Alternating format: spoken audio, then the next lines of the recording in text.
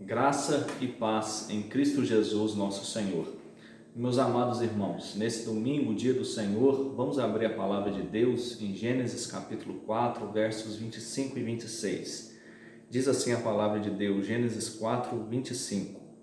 Tornou Adão a coabitar com a sua mulher, e ela deu à luz a um filho, a quem pôs o nome de Sete, porque disse ela: Deus me concedeu outro descendente em lugar de Abel, que Caim matou. A Sete nasceu-lhe também um filho, ao qual pôs o nome de Enos. Daí se começou a invocar o nome do Senhor. Oremos. Querido Deus, nesse momento, como termina o verso 26, nós invocamos a Tua presença, te pedindo, ó Deus, que o Senhor possa nos assistir por intermédio da Tua palavra. Rogamos a Tua interferência nesse momento delicado que vivemos, mas confiados nos méritos da cruz. Rogamos também que o Senhor visite os hospitais, os governantes, a produção de vacinas e tudo que diz respeito à contenção dessa pandemia. Colocamos também os líderes eclesiásticos, as nossas igrejas que estão fechadas, mas que o Senhor abençoe pastores e presbíteros para que eles possam nutrir, ainda que distantemente, as suas ovelhas com a palavra do Senhor. Rogamos também que a Tua graça visite as famílias enlutadas e agora que o Teu Santo Espírito, que inspirou os autores bíblicos em quase 1.600 anos, que possa nos conduzir a toda a verdade e que pela Tua palavra sejamos edificados. Oramos em Cristo. Amém. Meus irmãos, você gosta de festa?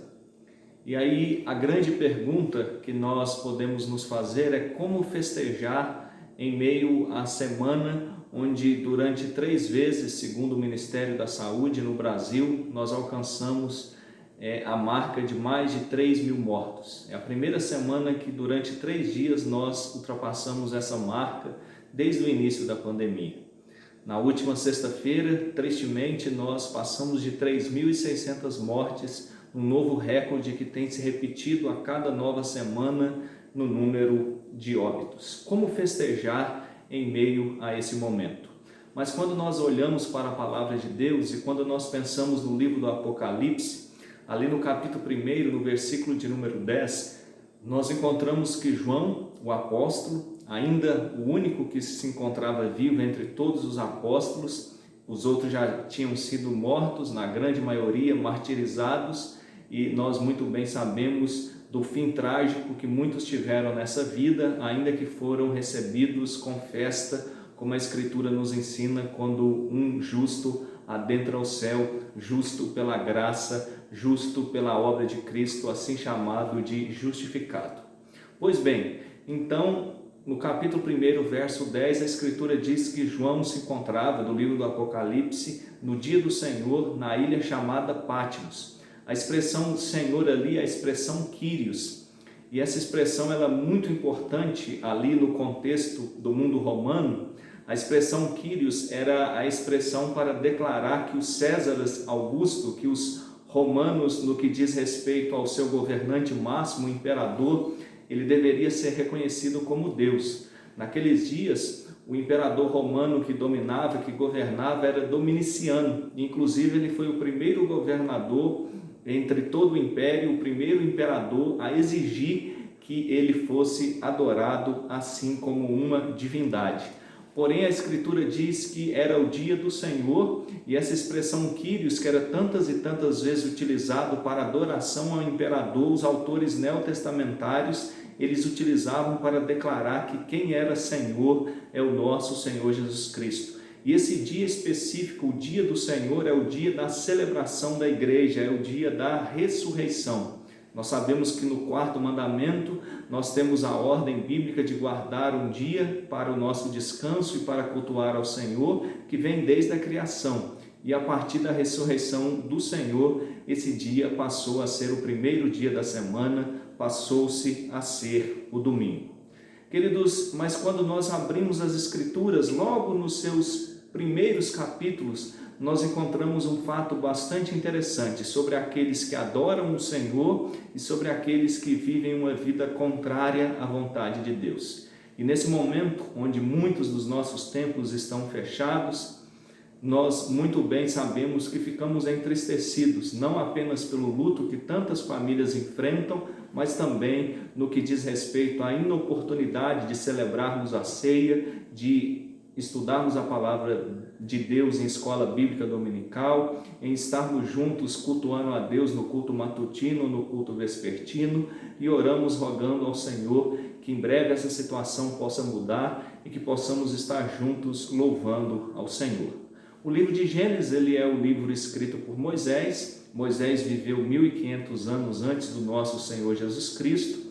Nós muito bem sabemos que ele escreveu os 5 primeiros livros da lei, e entre todos os profetas ele foi distinguido. A Escritura diz que com ele o Senhor falava face a face.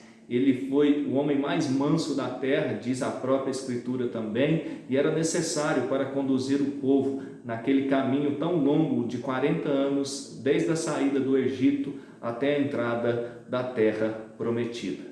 O capítulo 1 e o capítulo de número 2 de Gênesis estão conhecidos, trazem o relato da criação. A criação primeiro no capítulo 1 de maneira geral, e depois nós temos no capítulo 2 uma análise mais detalhada sobre a criação do homem. Ainda que no 1:27 nós já temos ali o relato que o homem foi criado à imagem e à semelhança de Deus, tanto do Pai, do Filho quanto do Espírito Santo. Segundo a ortodoxia histórica, nós sabemos, e a Escritura nos atesta isso, que existe apenas um Deus, mas esse Deus ele é distinto no que diz respeito em 3 pessoas: o Pai, o Filho e o Espírito Santo. Não são 3 deuses, um único Deus que subsiste em 3 pessoas. Esse é um dos maiores mistérios da fé cristã, assim também como nós muito bem sabemos no que diz respeito às 2 naturezas do nosso Senhor Jesus Cristo. No capítulo 3 de Gênesis, então, nós temos a grande tragédia humana, que é a queda. E aí nós muito bem sabemos que todas essas doenças, enfermidades, as muitas manifestações violentas da natureza, tudo isso é feito justamente da queda, do afastamento da comunhão de Deus com o homem. Nós muito bem sabemos que antes, no período que o homem ainda era inocente, que ele ainda não havia pecado, sempre na viração do dia o Senhor vinha até Adão, conversava com ele, e ali eles mantinham esse relacionamento tão estreito. Mas nós temos Gênesis capítulo de número 3, no versículo de número 15, onde é anunciada a redenção, onde é anunciada que um descendente da mulher, ele vai esmagar a cabeça da serpente. E é a partir daí que a igreja pode ter esperança, é a partir daí que a igreja pode confiar que essa situação estaria mudada. Nós temos então aqui no capítulo de número 4 do livro de Gênesis uma guerra de sementes. Essa semente da mulher que ele luta contra a semente da serpente. E aí nós temos já no primeiro caso familiar essa manifestação da guerra. É tanto que Caim vai intentar contra a vida de Abel e ele inclusive vai matá-lo, como você muito bem sabe quando lê as Escrituras. Ainda que nós muito bem sabemos que a semente que serviria a Deus era a semente de Abel, lá em Hebreus capítulo 11, versículo de número 4, a Escritura diz que Abel, mesmo depois de morto, ainda fala pelo seu testemunho cristão. Nós sabemos que a semente que continua o Evangelho é justamente a semente de Sete, e daqui a pouquinho nós vamos falar a respeito disso. E a semente de Caim é a semente que está servindo a Satanás, é a semente que está servindo a serpente, é aqueles que não servem a Deus. É aqueles que, como muitos hoje, não estão entristecidos porque a igreja está fechada, porque na realidade isso não tem nenhum valor para eles. Mas, queridos, é bastante interessante nós pensarmos que mesmo nessas 2 sementes nós encontramos as manifestações da graça comum de Deus. E nós temos o progresso do pecado na semente de Caim. Nós muito bem sabemos que foram levadas 2 ofertas diante de Deus, uma oferta de Caim e uma oferta de Abel. Um levou o fruto da terra e outro levou o rebanho, provavelmente um rebanho de ovelhas, segundo os estudiosos do Antigo Testamento. A oferta de Abel foi aceita e a de Caim não. Mas então no capítulo 4, a partir do verso 17, nós temos aí a semente de Caim, e dessa semente nós vemos a manifestação da graça comum, aquilo que Deus concede não apenas aos salvos. A graça comum é as bênçãos que Deus concede a todos os homens, como as aptidões, como na verdade o envio de chuva, de sol, de estações, tanto para justos quanto para injustos. Isso acontece. E aqui nós vamos perceber que a graça comum ela se manifesta poderosamente naquela semente que não servia ao Senhor. E aqui nós temos muitas aptidões. Nós temos Jabal no versículo de número 4, que ele é o pai de todos aqueles que trabalham com a agropecuária. Nós temos no verso 21, Jubal. Não se confunda, os dois nomes são bastante semelhantes. E Jubal, ele foi, na verdade, o primeiro músico da história humana. Nós muito bem sabemos como a música é uma grande bênção e como alegra os nossos corações, e como uma boa música muitas vezes nos traz lembranças especiais, e esse poder que a música tem de às vezes nos transportar para situações que já vivemos no passado. E nós temos no verso 22 o personagem também descendente de Caim chamado Tubal-Caim, e ele foi o primeiro metalúrgico de toda a história. Porém a Escritura continua mostrando que essa semente ela não serve a Deus, e aí nós temos essa manifestação ainda mais contundente na pessoa de Lameque, que ele já vai praticar aquilo que é condenável diante de Deus, a poligamia, e além disso também ele vai assassinar um homem só porque ele havia tido o seu pé pisado, demonstrando como ele era, na verdade, um homem contra Deus. Mas observe que na semente de Lameque, na semente de Caim, nós temos grandes invenções que abençoam a raça humana até hoje, como a música, como a metalurgia, como a agropecuária, mas mesmo assim essa semente ela não serviu a Deus. E aí nós precisamos nos lembrar que esse é um ponto muito significativo, porque nós sabemos que nos dias onde estamos vivendo, os líderes, os governantes, os médicos, os farmacêuticos, os bioquímicos, aqueles que estão trabalhando na contenção desta pandemia, nós muito bem sabemos que a maioria deles não é cristão, não tem um credo verdadeiro à luz das Sagradas Escrituras, mas através da graça comum de Deus, eles também têm sido abençoados. Eles têm sido abençoados e abençoadores consequentemente. Seria muito bom se você pudesse ir num açougue onde há apenas cristãos verdadeiros, professos, protestantes, assim na padaria, assim na empresa onde você trabalha, na concessionária onde você compra o seu veículo, mas nós sabemos que isso não é possível. E Deus utiliza também dessa graça comum para abençoar o seu povo, assim como todos os homens. Queridos, mas então nós chegamos no verso 25 e no verso de número 26, onde aqui nós temos a citação não mais da semente de Caim, que eu expus aqui no contexto, mas a semente justamente de Sete, e é dessa semente que nós estabelecemos um princípio muito essencial, que é o princípio do culto. No último vídeo, na última devocional, eu deixei bastante claro que, segundo o princípio de liturgia da Igreja Presbiteriana do Brasil, existem 3 tipos de culto: o culto individual, que é o culto onde você devocionalmente busca a Deus; existe o culto doméstico, que você e sua família se reúnem, cantam louvores, leem as Sagradas Escrituras e crescem na graça e no conhecimento do Senhor. E há também o culto corporativo, o culto público, e nós não estamos impedidos nem do culto individual, o culto doméstico de maneira nenhuma, e apenas do culto corporativo, momentaneamente, seguindo as diretrizes sanitárias e concordando com o bem da preservação das vidas. E aqui nós vamos encontrar o início do culto. O início do culto vai começar com esse homem chamado Enos. E você vai perceber que o culto começa não de uma maneira corporativa, mas o culto começa através do instrumento de um homem. Diante de tudo que eu disse, eu gostaria que nós meditássemos sobre o seguinte tema: o culto cristão é a recapitulação da história da salvação. Mais uma vez, o culto cristão é a recapitulação da história da salvação. Em primeiro lugar, eu gostaria de destacar o seguinte: a fundamentação cristológica da promessa. a fundamentação cristológica da promessa. Quando nós falamos de culto, nós estamos falando de uma promessa. Olha o que diz a parte A do versículo 25 apenas. Tornou Adão a coabitar com a sua mulher. Tornou Adão a coabitar com a sua mulher. Diz o capítulo 4, verso 1. Coabitou o homem com Eva, sua mulher. Esta concebeu e deu à luz a Caim. Então disse: adquiri um varão com o auxílio do Senhor.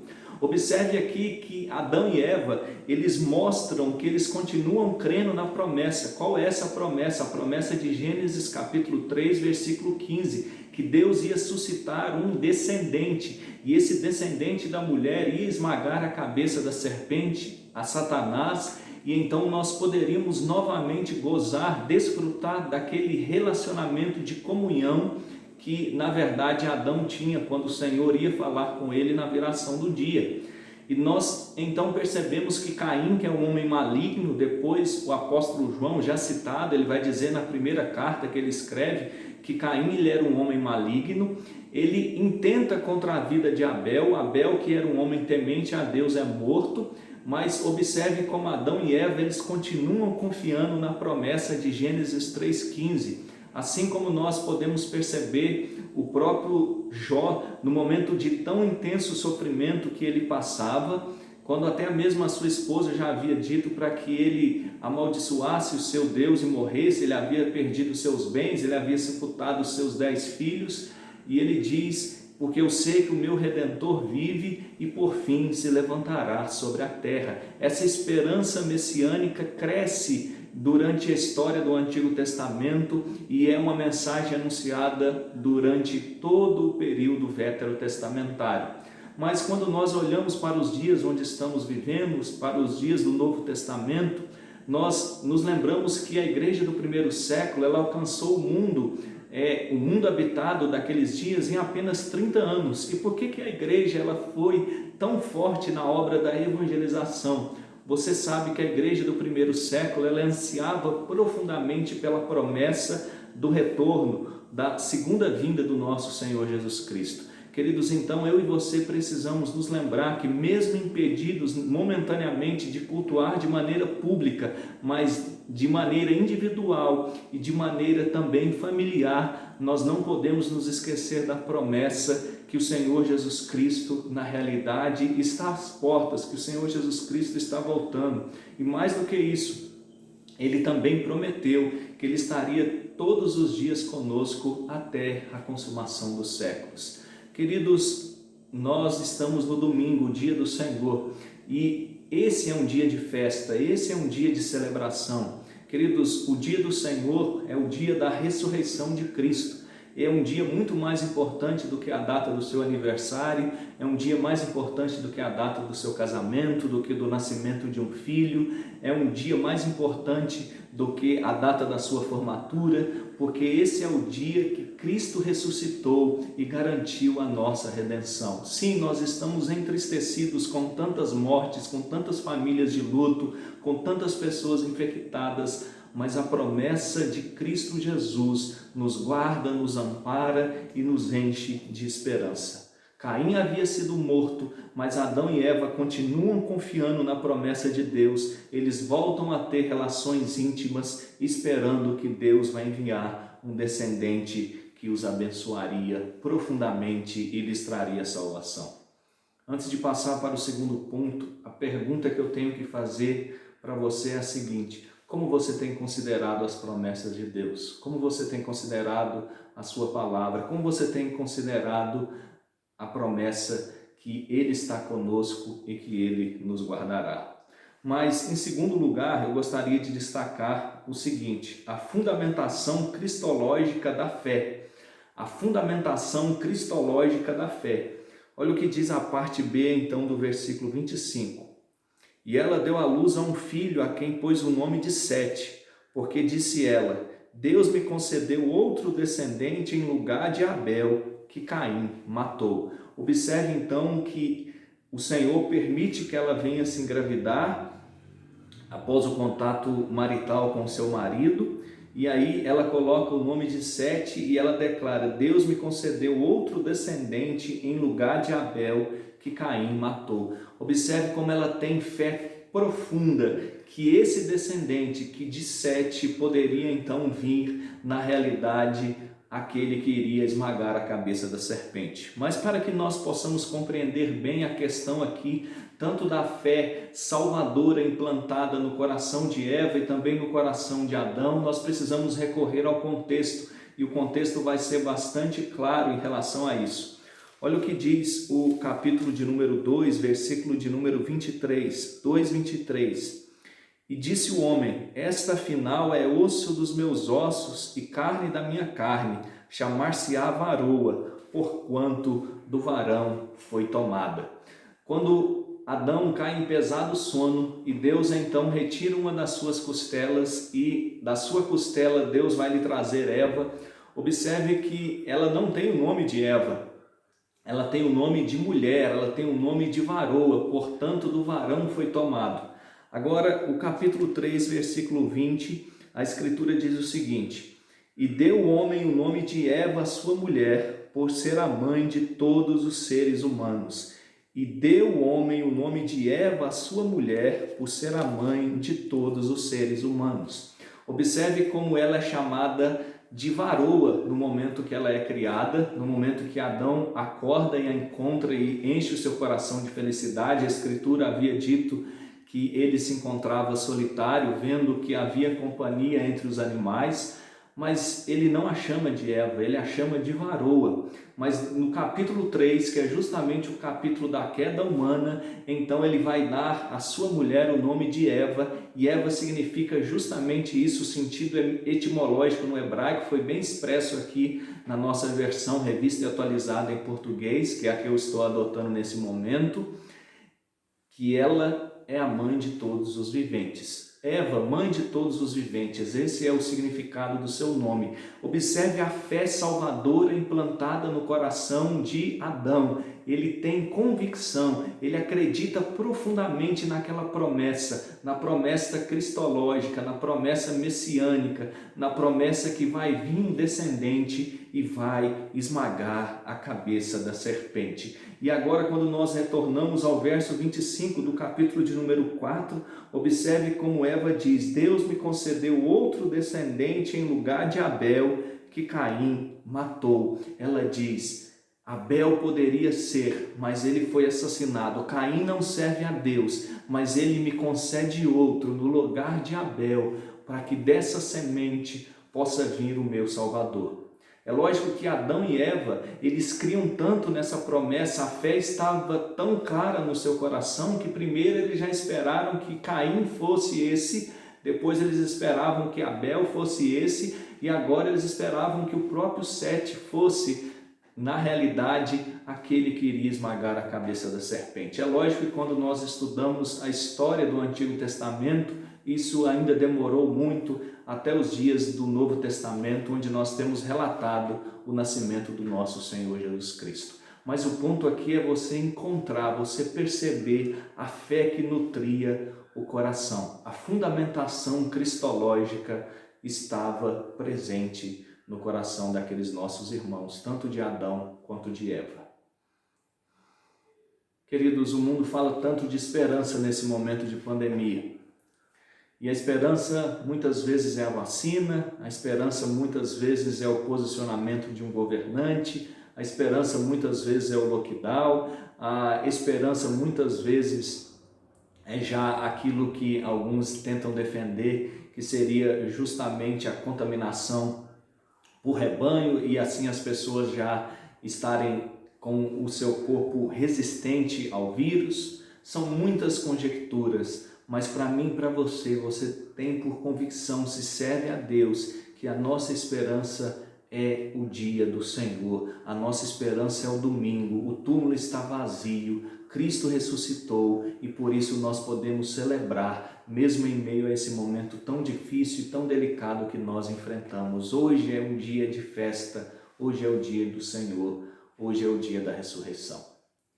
Quando Cristo ressuscitou, Maria Madalena não o reconheceu e pensou que ele fosse o jardineiro.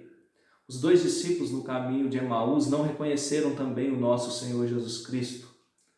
Momentaneamente, os seus discípulos, eles não queriam acreditar, eles não queriam perceber que era o Senhor Jesus Cristo. Eles achavam que era um fantasma, até que Cristo mostrou, na verdade, as marcas nas mãos e nos pés. O Senhor Jesus Cristo pediu algo para comer e diz que um fantasma não tem mãos e pés, como eles viam que ele, na verdade, os tinha. Eles ficaram incrédulos diante da grandeza, da glória, da ressurreição do nosso Senhor Jesus Cristo. Queridos, mas hoje nós estamos convictos, como diz o apóstolo Paulo na primeira carta a Timóteo, no capítulo 2, no versículo 5. Portanto, existe um só mediador entre Deus e os homens, Cristo Jesus, homem. Ele está vivo, ele é maior do que qualquer crise sanitária, ele é maior do que governante qualquer, ele é maior do que o presidente da ONU ou o presidente da Organização Mundial de Saúde. Ele domina sobre todas as coisas e a ele que nós devemos honrar, glorificar e cultuar, mesmo que ainda nesse momento não possa ser possível por meio do culto público, mas que como Adão e Eva, assim também você possa ter a sua fé a cada dia avivada e reavivada pela ação do Espírito Santo e pelo estudo das Escrituras. Mas em terceiro e último lugar, tendo como tema o culto cristão é a recapitulação da história da salvação, eu gostaria de destacar a fundamentação cristológica do culto. A fundamentação cristológica do culto. Então diz o verso 26, a Sete nasceu-lhe também um filho, ao qual pôs o nome de Enos. Daí se começou a invocar o nome do Senhor. Aí se começou a invocar o nome do Senhor. Então o texto ele apresenta o desenvolvimento da vida de Sete de uma maneira muito rápida. Desde o seu nascimento, no versículo de número 25, já ele estando casado, e na fase adulta, aí no verso 26. Então o texto diz que ele também tem um filho, ele coloca o nome de Enos. É interessante que esse nome Enos, na língua original hebraica, ela está associada justamente a primórdios, a nascedouro de uma nova criação. Nascedouro de uma nova criação é aquilo que o seu nome significa. E aqui nós temos um ponto bastante significativo, porque ele é um homem muito importante. Foi ele que começou a invocar o nome do Senhor. É aqui na semente de Enos, é a partir de Enos que nós temos o início do culto como algo regular, e o culto continua existindo até os nossos dias. O culto público, o culto familiar, o culto individual, tudo isso começou com a pessoa de Enos. Foi ele que começou a invocar o nome do Senhor. Queridos, e aí quando nós pensamos no Novo Testamento, o Novo Testamento diz, o autor aos Hebreus, no capítulo de número 4, que agora nós temos livre acesso à presença de Deus por meio de Cristo Jesus, ele que é o nosso fiel e sumo sacerdote. Interessante que quando a Escritura diz que ele é o fiel e sumo sacerdote, a expressão lá traduzida em português para sumo sacerdote é a expressão mega sacerdote, ou seja, ele é o sacerdote que está acima de todos os outros e por ele nós temos livre acesso à presença de Deus.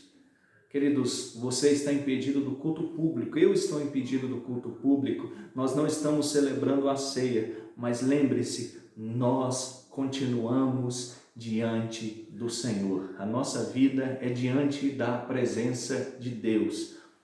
A nossa vida é uma vida de culto.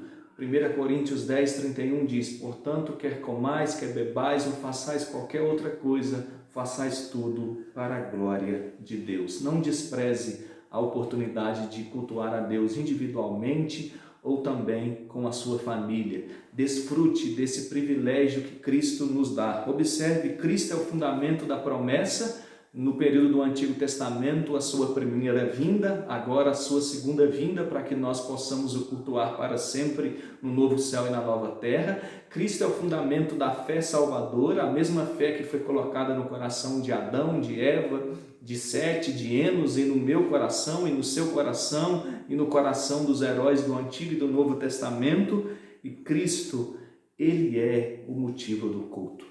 Mas eu gostaria de terminar te pedindo para abrir as Escrituras na Epístola aos Hebreus, no capítulo de número 2. Epístola aos Hebreus, no capítulo de número 2, versos de número 11 e versos de número 12, onde nós temos um texto impressionante das Escrituras. Hebreus capítulo 2, versículos 11 e 12. Diz assim a palavra da salvação: pois tanto o que santifica como os que são santificados, todos vêm de um só. Por isso é que ele, não se envergonha de lhes chamar irmãos, dizendo: a meus irmãos declararei o teu nome, cantar-te-ei louvores no meio da congregação. A parte inicial do verso 11. Pois tanto o que santifica como os que são santificados, todos vêm de um só. Queridos, todos nós que somos santificados vemos e vivemos por Cristo. Ele que é o cabeça da igreja. E ele não se envergonha de nos chamar irmãos. E o verso 2 diz que ele canta louvores no meio da congregação. O próprio Senhor Jesus Cristo disse que onde tem 2 ou 3 reunidos no seu nome, ali ele estaria. O Senhor Jesus Cristo, no seu culto doméstico, ele não só está presente com você, mas ele canta louvores conjuntamente contigo. Ele canta louvores no meio da congregação. A congregação não é apenas quando todos os crentes estão reunidos no templo, no dia do Senhor ou em outros trabalhos, mas sempre onde estão reunidos 2 ou 3 na presença do Senhor. Não negligencie a pessoa de Cristo. E lembre, sim, nós estamos entristecidos por causa das mortes, do luto, dos infectados, do grande desgaste que os profissionais da saúde e da produção de vacinas têm vivido, a luta que os nossos governantes têm enfrentado, mas mesmo assim nós podemos nos lembrar que o dia do Senhor é um dia de festa, é o dia onde nós olhamos e declaramos que a nossa redenção é certa, porque Cristo ressuscitou, sendo Ele as primícias dos que dormem. Vamos orar? Deus bendito, Deus santo, aplica a Tua palavra em nossos corações, visita o nosso país, visita nossas cidades, estados, o mundo inteiro nesse momento caótico que vivemos.